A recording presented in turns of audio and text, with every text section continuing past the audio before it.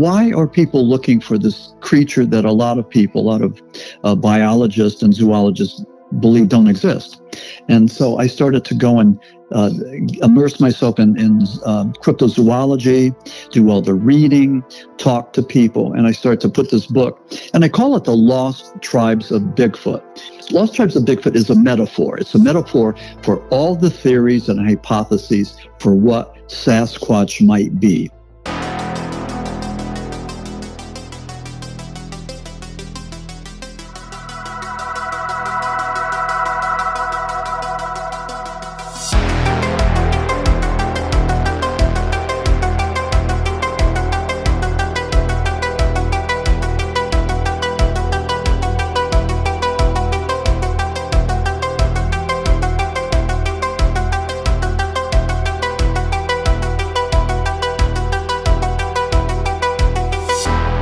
Author, speaker, and researcher Maxim Furek is joining me on this episode of Bigfoot Crossroads.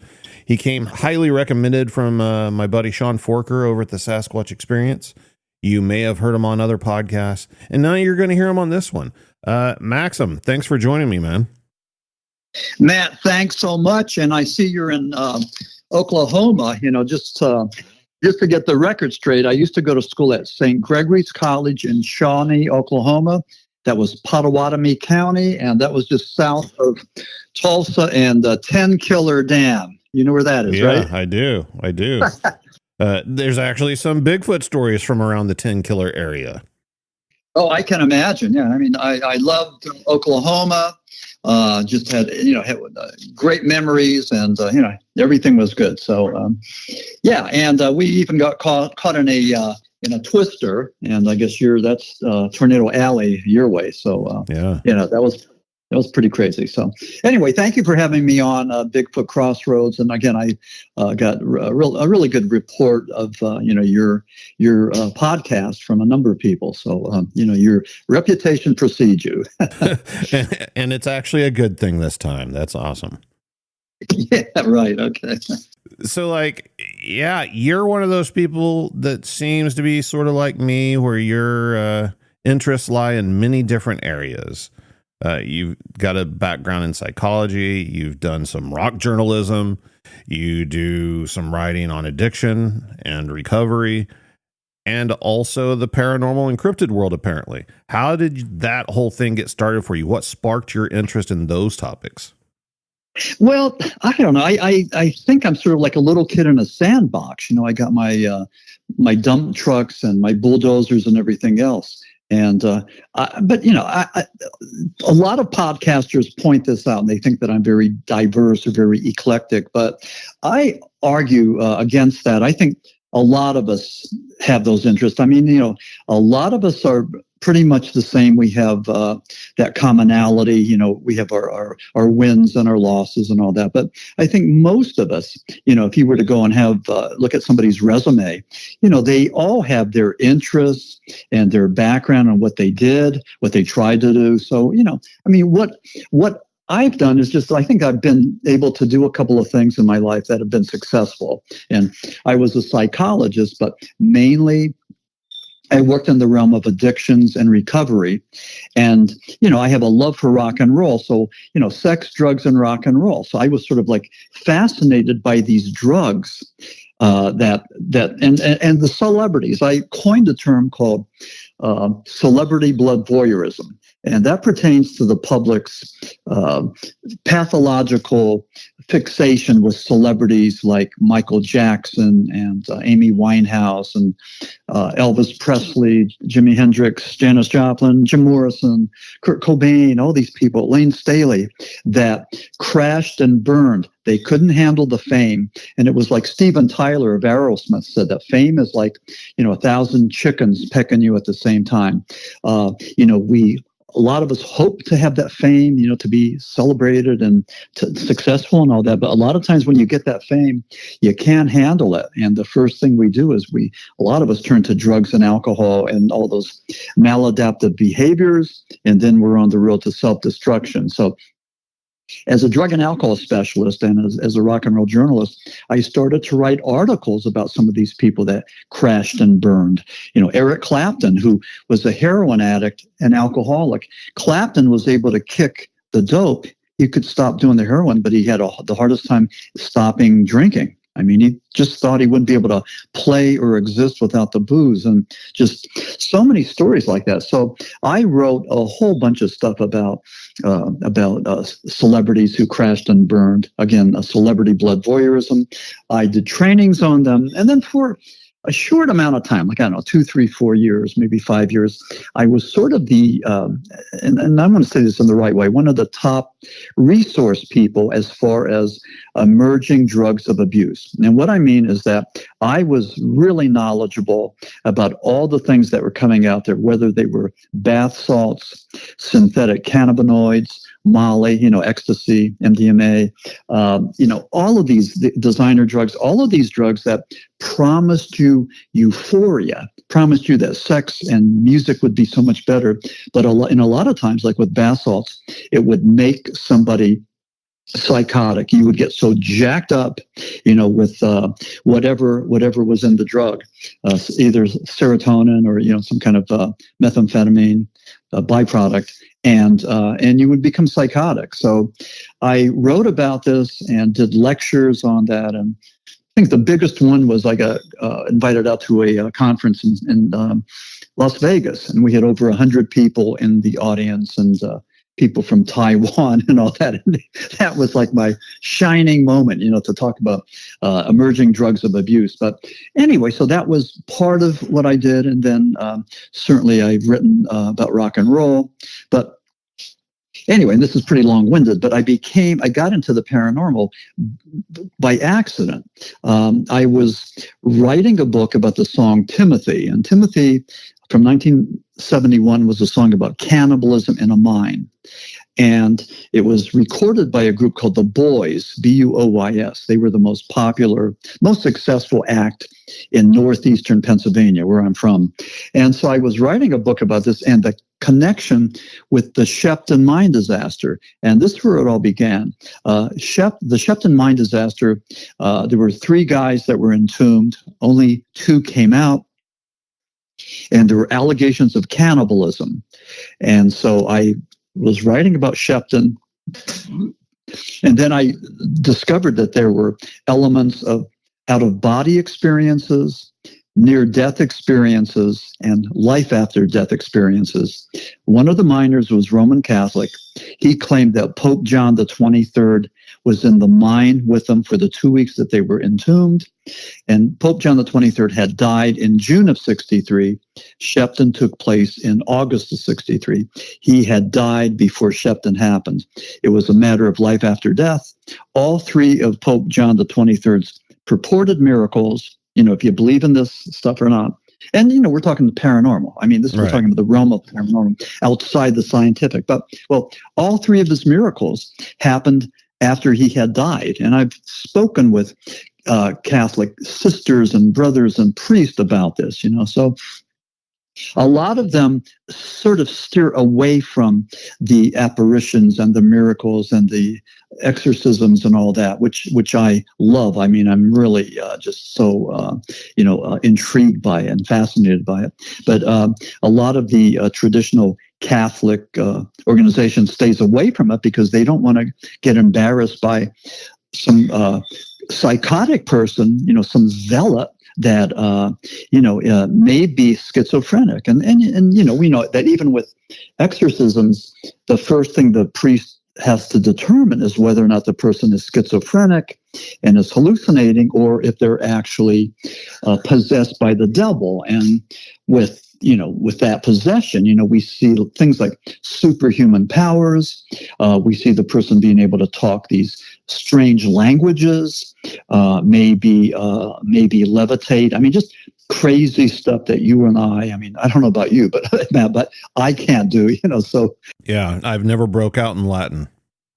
Yeah. Okay. Yeah. So that's the key. But I've done a number of presentations on Catholic mysticism, and I'll tell you what, those Roman Catholics come out because they're they hunger for this because they don't get this in church. So, I talk about demonology, and I had a relationship with Ed and Lorraine Warren. They were the Roman Catholic demonologists from Connecticut. And I had met them and befriended them and stayed in contact with them. And, I would call Ed up and say, well, tell me again, how did you do battle with the demons?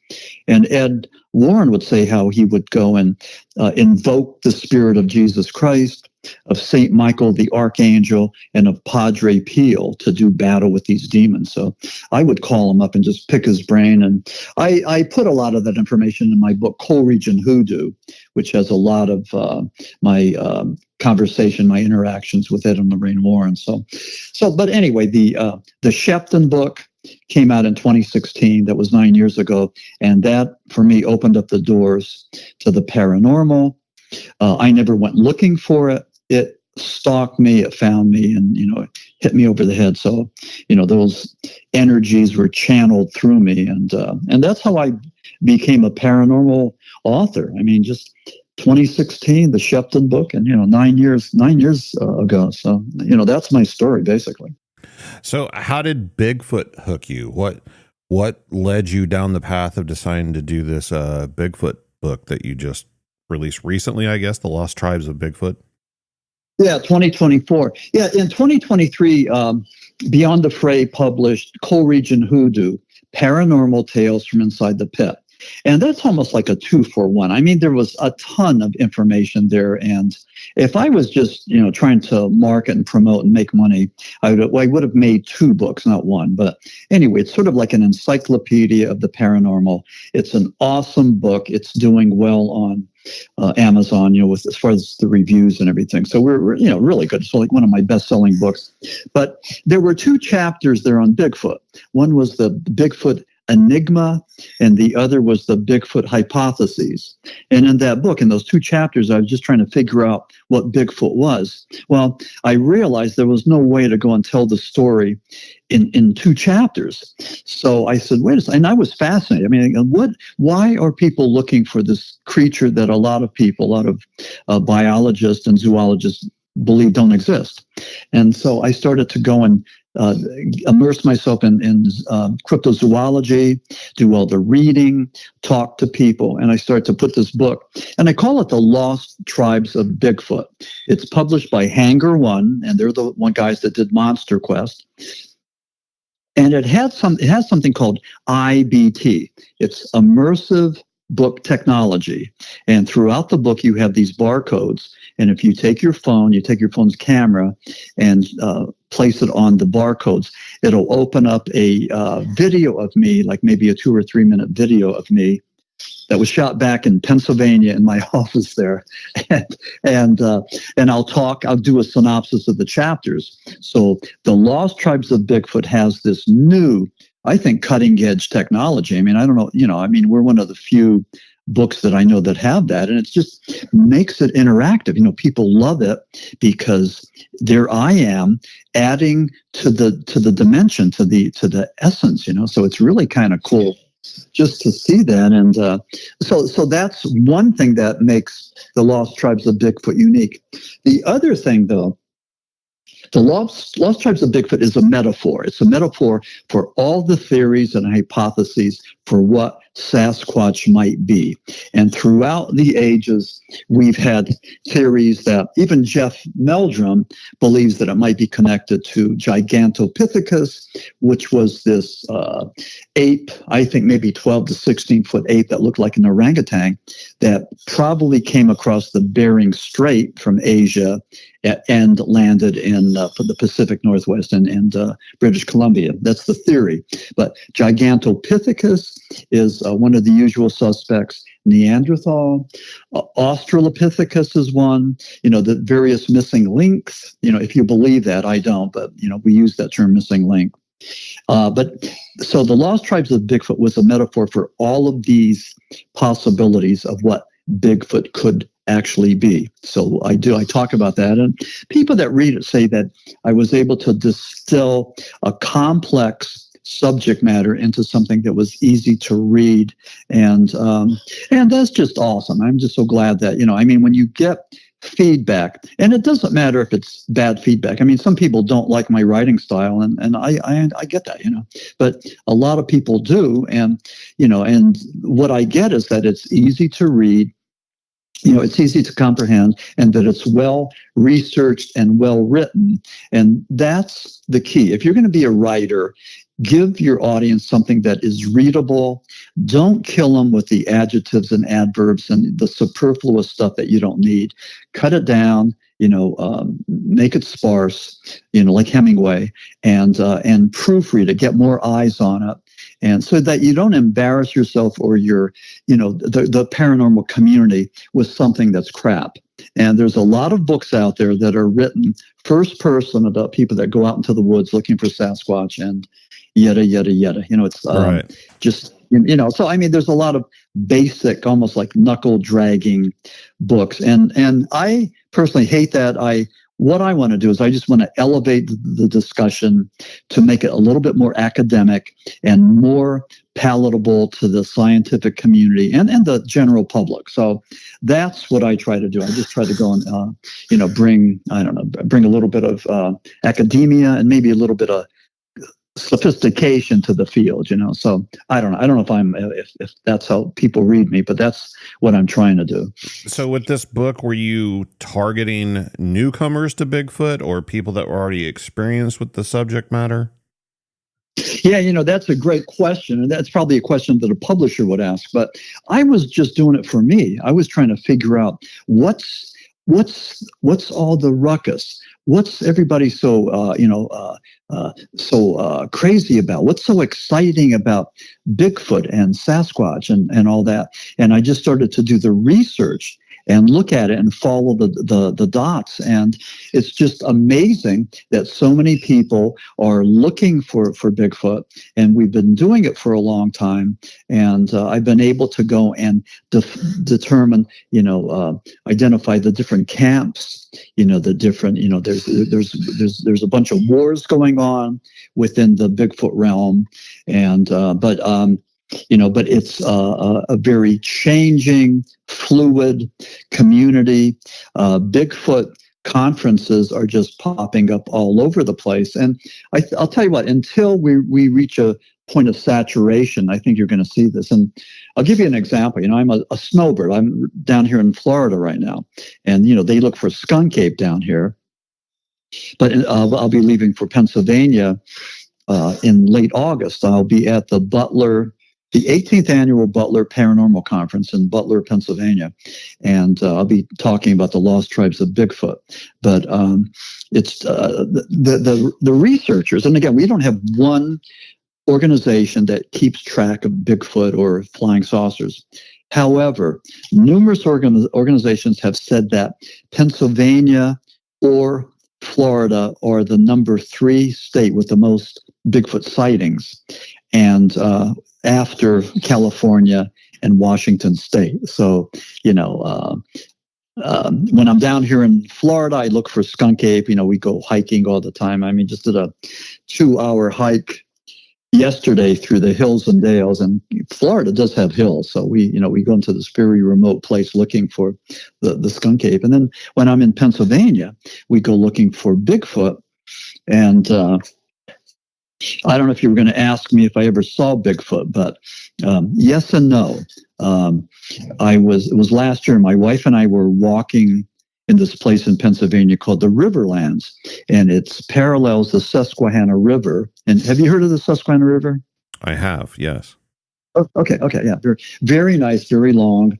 And so we walked down this one pathway that's next to the river that's usually flooded out. And when we were there, it was dry. So we were just going down there just to see if there's any wildlife, see what's down there. And it's very remote.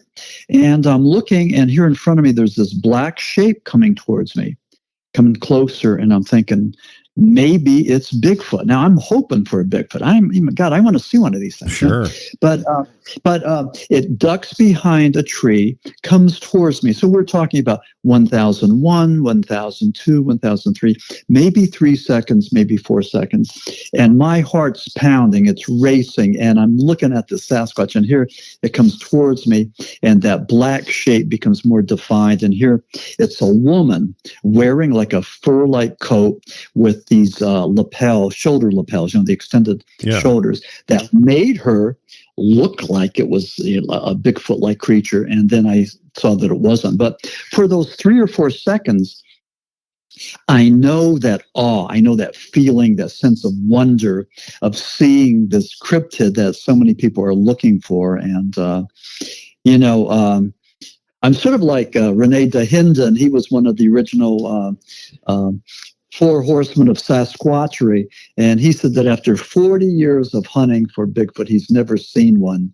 And he said that he probably never would, but he was one of the original guys that tracked them down. And in my book, The Lost Tribes of Bigfoot, I dedicate my book to the 4 horsemen of Sasquatchery, just for all of the wonderful things they did before computers and microfiche, and before guys like me and you could go and read all about Bigfoot on Google and know what they look like and what they sound and their behaviors and everything else. Back in the day, these researchers didn't have any of that information. And, one of the guys I talked to was Albert Ostman, 1924.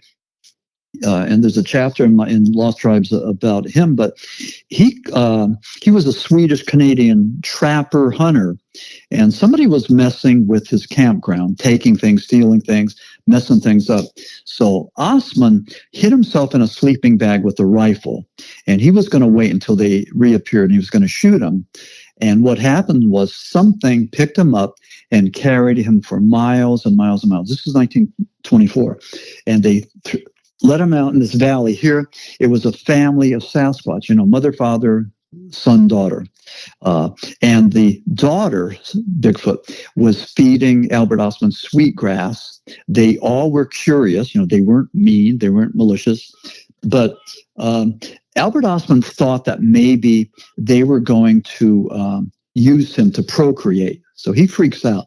So he made a plan, and he tempted the large Bigfoot, the large Sasquatch, with chewing tobacco, and the Sasquatch got sick, and Albert Ostman took off and went back home to safety. And he didn't say anything, but then reports of creatures like Bigfoot and Sasquatch started to pop up in British Columbia. So he contacted John Green. Now, John Green was one of the 4 horsemen of Sasquatchery, just like Rene Dahinden. And he was a journalist, and he took Albert Ostman's story, which, again, this was before computers, before Ostman had the advantage of knowing all about this. But he talked about the family of Bigfoot. A lot of times we talk about single solitary Bigfoot. Well, he talked about this family structure. He talked about how they acted, what they did. He didn't talk about the smell.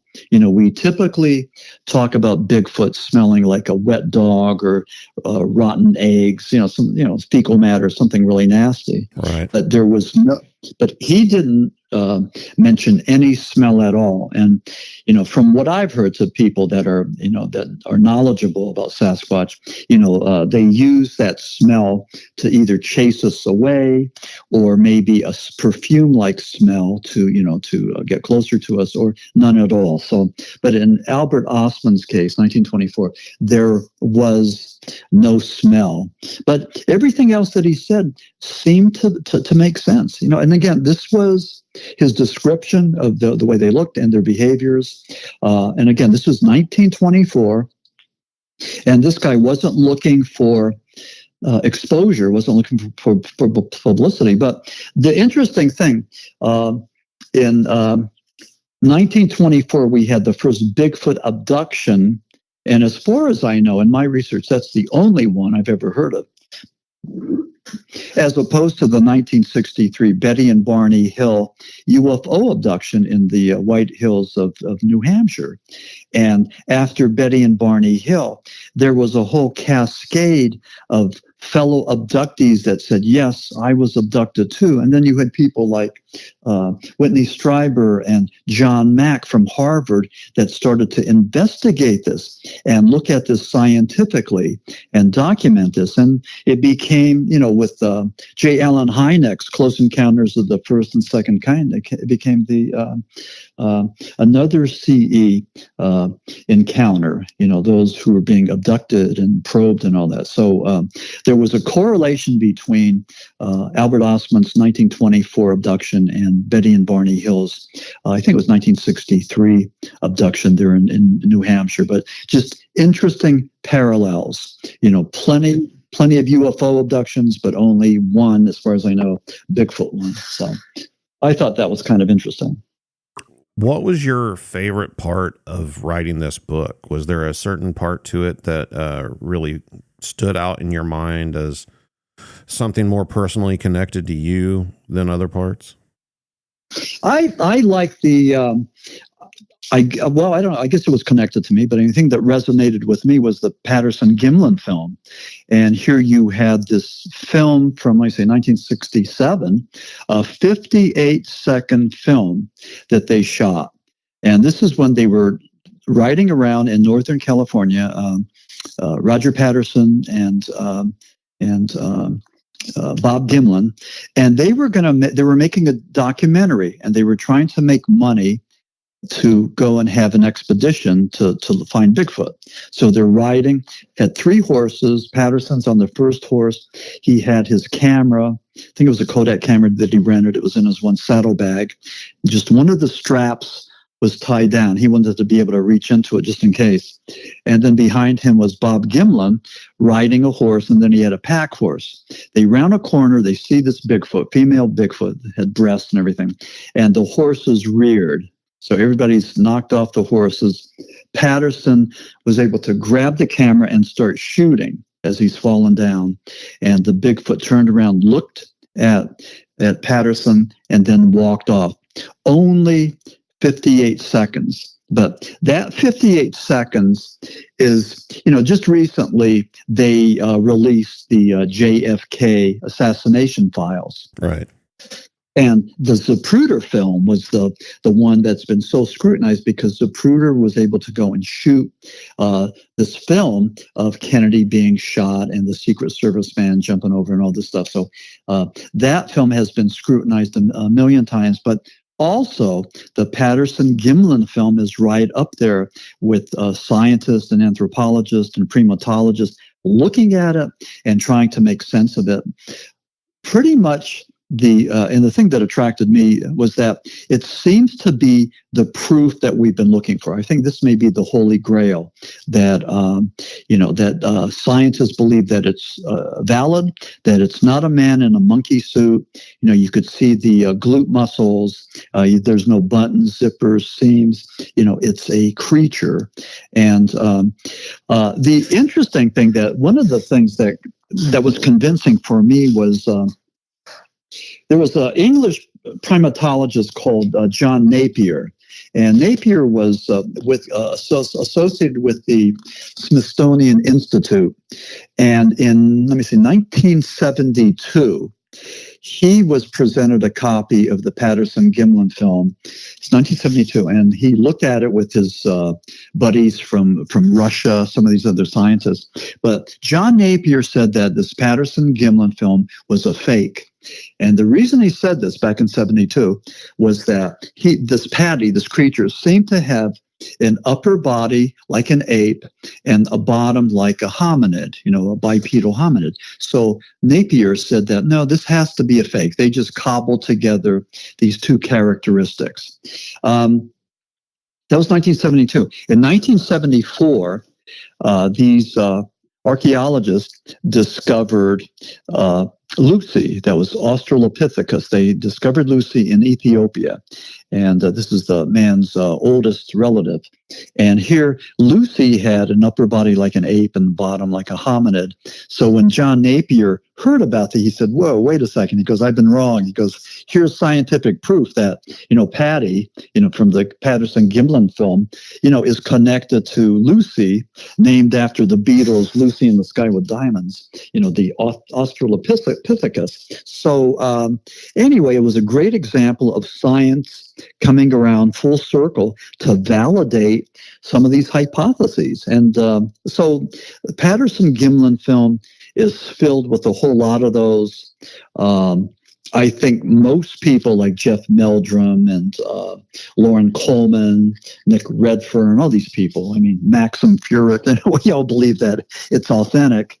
And, until it's proven otherwise, I think this is the best evidence we have for the existence of Bigfoot. I know we had Freeman, I think it was a Paul Freeman film from maybe 1994, I think it was. And that looks kind of convincing, but again, I don't know. I don't know if it's real, if it's contrived. I talk about the Colorado Bigfoot sighting of 1993, I believe it was. That's in my book, Lost Tribes. And this young couple, they were celebrating their anniversary. They were on a train, and as they're going through Colorado, through this valley, they saw what looked like a Bigfoot creature. And it was controversial whether or not it was just staged or, and that maybe it was a guy in a ghillie suit, a special suit that is created so that you could creep up on these animals without being detected. But still, nonetheless, this was during elk hunting season, and it would be really stupid to be out there, wearing a ghillie suit when you have all these hunters out there. So I don't know, but that one, there's plenty of AI-generated Bigfoots, sightings and everything. And unfortunately, we're living in this era where it's pretty easy to go and fabricate something, and it makes our job harder for us. But again, 1967 Patterson-Gimlin film seems to be the bomb. That's the holy grail. That's the thing we're looking for. That's the one that is, pretty much, the proof we have. Similar to the 2004 Nimitz, United States Navy TikTok video of the UFO 2004 that they saw off the coast of San Diego. And this one hovered back and forth, went under the water. The Pentagon had changed the name UFO to UAP, unidentified aerial phenomenon, and then this sucker went under the water, so they decided that it was an unidentified anomalous phenomenon. So 1967 and 2004, really good proof that there's something there. And we know that 3% of the things we see are anomalous. We can't figure out what they are, but the Patterson-Gimlin film and the Nimitz San Diego film are pretty much authentic. There's, I have no doubt in my mind that that's probably the best that we have right now. After looking at all these different camps and trains of thought and theories on Bigfoot and what they are, what's your personal opinion at this point? What do you think the most likely explanation for this phenomenon is? Yeah, I go with the premise that if it's not flesh and blood, then what is it? And, again, we've had plenty of time to find a carcass and to find DNA. And we haven't any of that. Now, again, what we do have, and again, I'm not saying that this is insignificant, but we have certain aspects of high strangeness. We have the eyewitnesses, we have the smells, people that smell the Bigfoot, the sounds, the wood knocks, the pebbles, the stones that Bigfoot throws at the camp. And also probably the best evidence, I think, are the foot casts that are of a creature that is bigger than any man or bear and has a stride that's bigger than any man or bear that we know. So that's good proof. Now, it's not good enough for the scientific community because we don't have that body and we don't have the DNA. So that's the one side of it, and I sort of straddle both sides. But I'm more of the belief that Bigfoot may be interdimensional, that Bigfoot may share another dimension with us, another world. What Rosemary Ellen Guiley called bilocation or rapid transport, i.e. that, Bigfoot could transform from the material and tangible world to the intangible. So again, you see this creature in front of you and then they're behind you. So this bilocation, I mean, what is that? What does that mean? Well, it suggests that Bigfoot has paranormal abilities. People that I talk to in British Columbia, I do a lot of podcasts in British Columbia and Toronto, and these people talk about Bigfoot being telepathic. That he talks to, or she talks to, his students. These people up in British Columbia tell me that they are students, and Bigfoot is their teacher. That they speak, telepathically, that they know things, that maybe certain people are on a certain vibration or a certain level, that Bigfoot's been able to communicate with them. Again, these are the theories, but I believe that it's interdimensional, and I believe there's a connection between Bigfoot creatures and flying saucers. And I use that term flying saucer rather than UAPs, but I think there's a connection. I believe that they both sort of shape shift from one dimension to another. They go through these time warps, these portals, what Einstein called the wormhole or bridges, between the space-time continuum. So I don't know, exactly what that means, but it's a theory, and that was proposed back in the 30s. It was refined by Einstein, and it's what's interesting. It's the best we have right now. The Einstein's wormhole theory that, maybe this is how these cryptids, these flying saucers, navigate from one dimension to another, from one parallel world to another. So again, that's the theory that makes the most sense to me.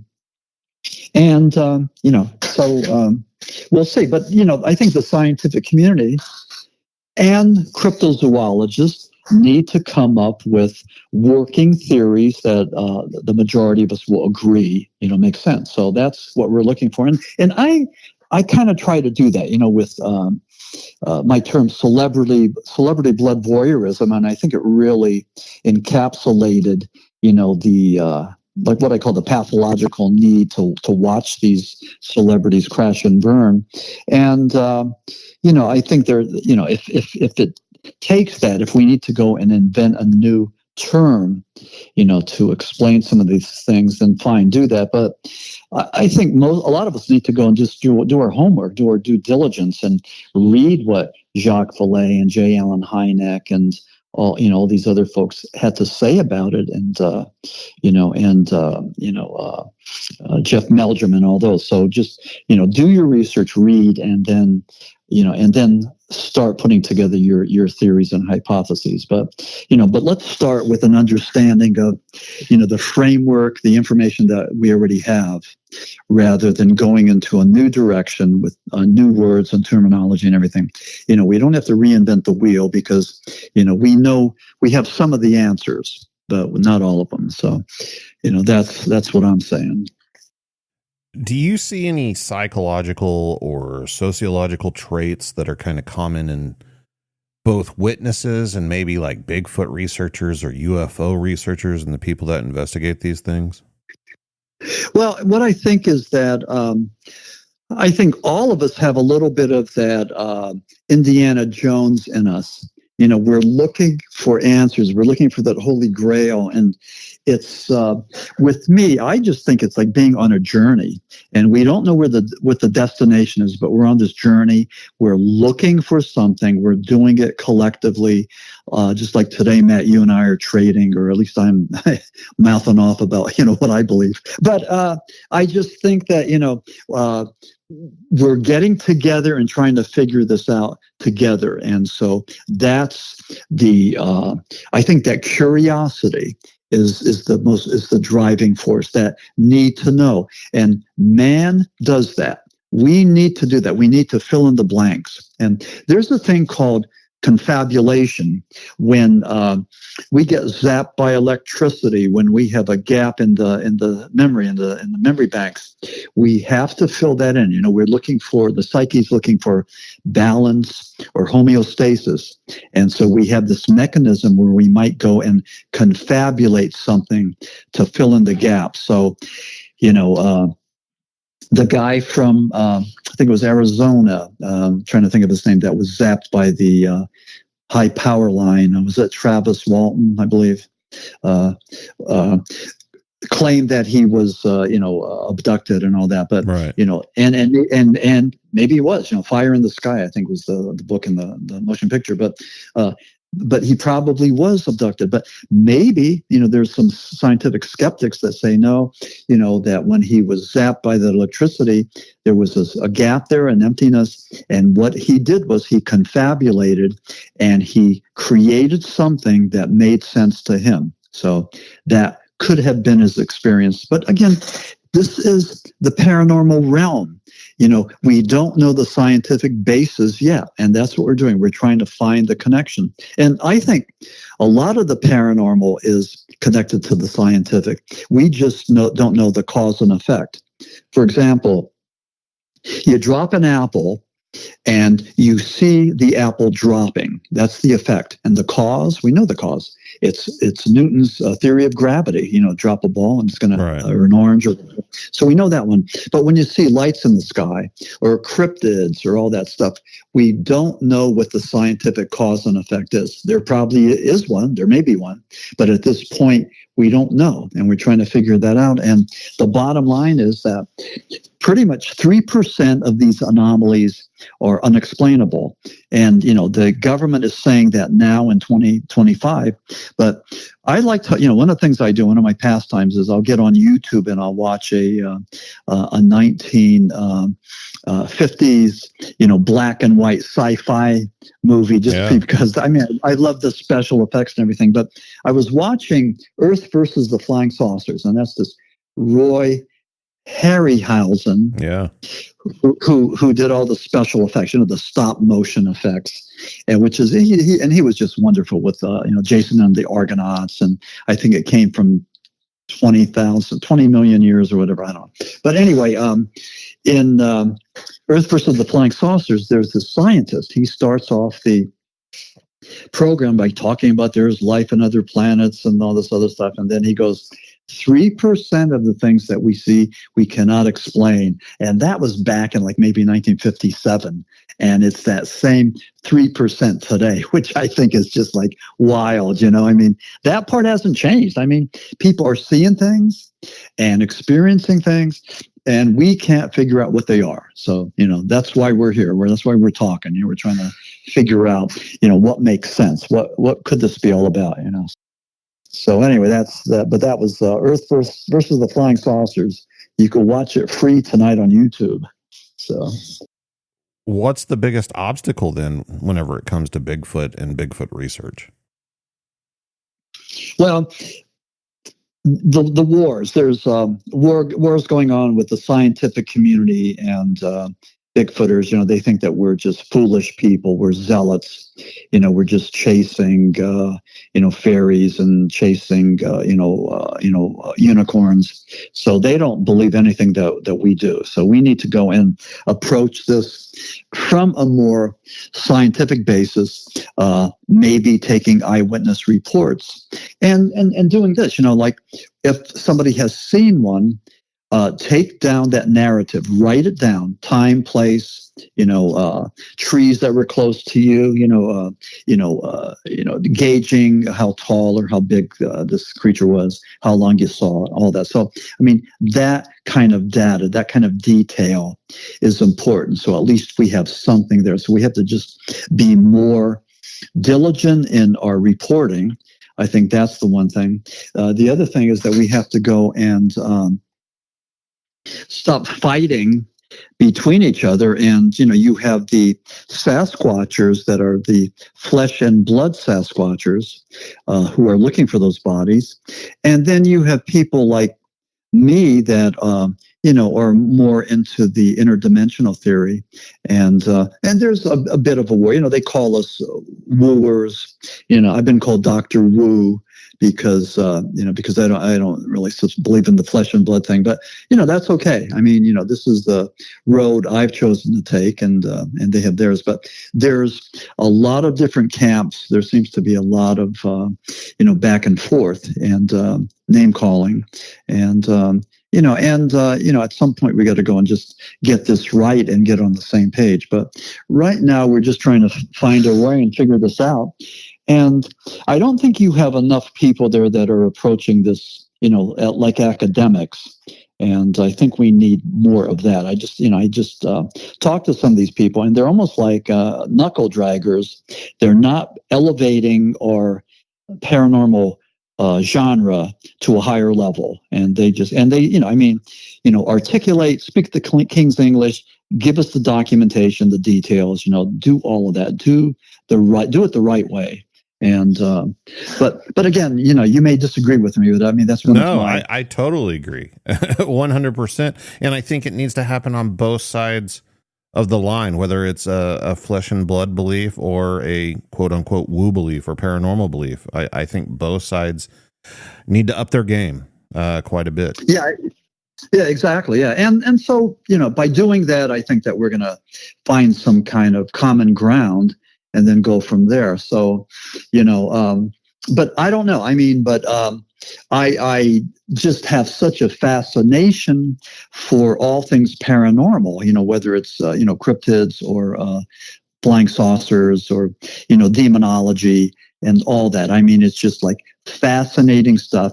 And human beings do this. We search for answers. We got to find something. And that's what we're doing. And I think that, this is, the driving thing, the driving motivator for probably all of us. I mean, we don't do it for money. I don't know anybody that's making a whole lot of money with this. We don't do it for the notoriety, because it works like this. There's my universal law of 90. In any situation, 30% of the people are going to love you. They're going to love your light. They like what you represent, your attitude, your energy, your aptitude, all that. 30% are not going to like you for whatever reason. They don't like the way you sound, the way you come off. You're too mouthy, too arrogant, too opinionated. They're not going to like it. 30% are out there, and maybe they're thinking about, their bills to pay or filling up the car with gas or whatever. But, you got 30, 30, and 30. On a good day, you have 60% of the people that have your back and may be supporters of you. But, you're not going to get a 50%, in any vote, you never get 50% of the vote. So, you could expect pushback. You could expect things to go sideways. But again, there's more good things happening than not. And as long as it's 2 steps forward and only 1 back, you're still making progress. So, but when you're out there, when you're a sort of a public figure, and I'm kind of like that. I mean, like a tiny, tiny little public figure, but I mean, people will still take their shots, so that's just the way it is. I mean, you put out your opinion and you state what you think. And then there's going to be people that, I was on George Norrie's Coast to Coast last Halloween, and this guy got on my website and he blasted me. Man, he did not like some of the stuff that he thought was, he thought, against what he believed. But he was nasty, man. I'm glad he wasn't packing, I'm glad he didn't have a gun.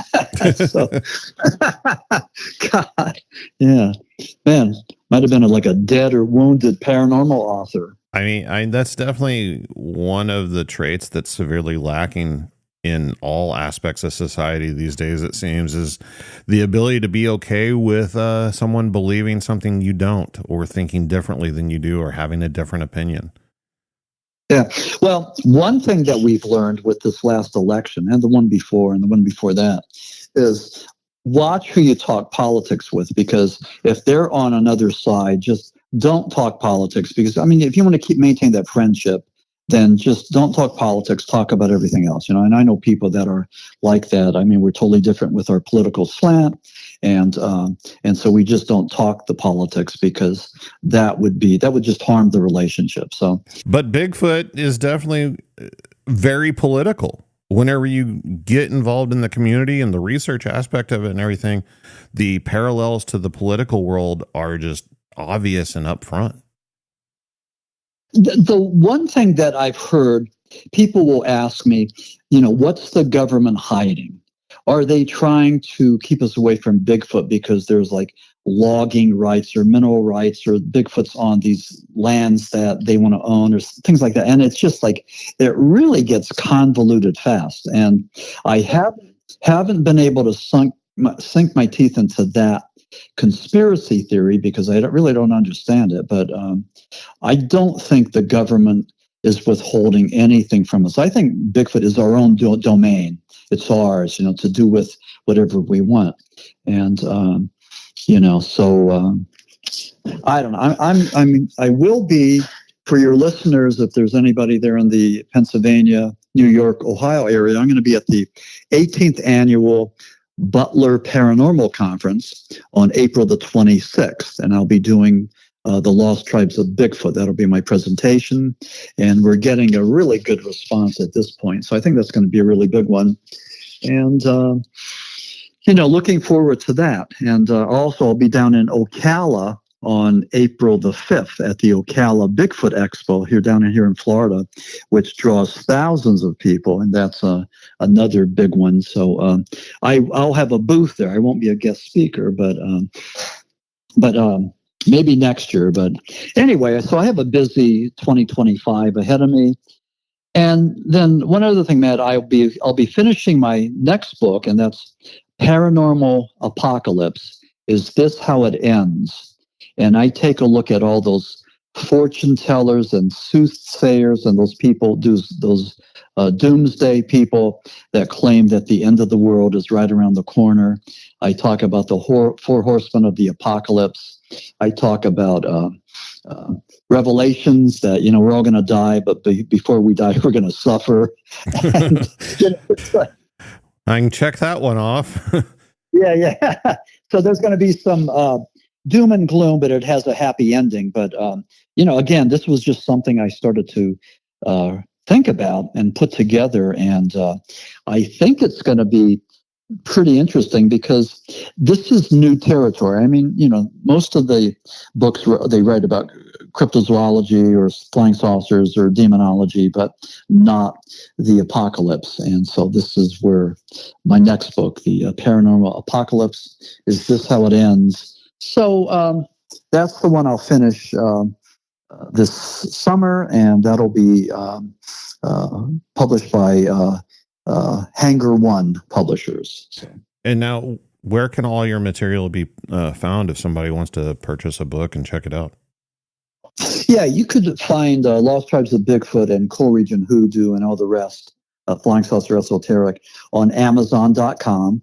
My name is Maxim Furek, Furek.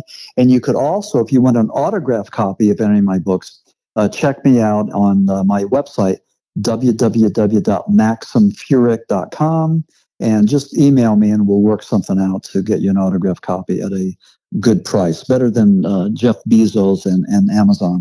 One last thing I'd tell to all your listeners, if you're going to buy books, if you can, support your local libraries, support your local bookstores, and support your local authors.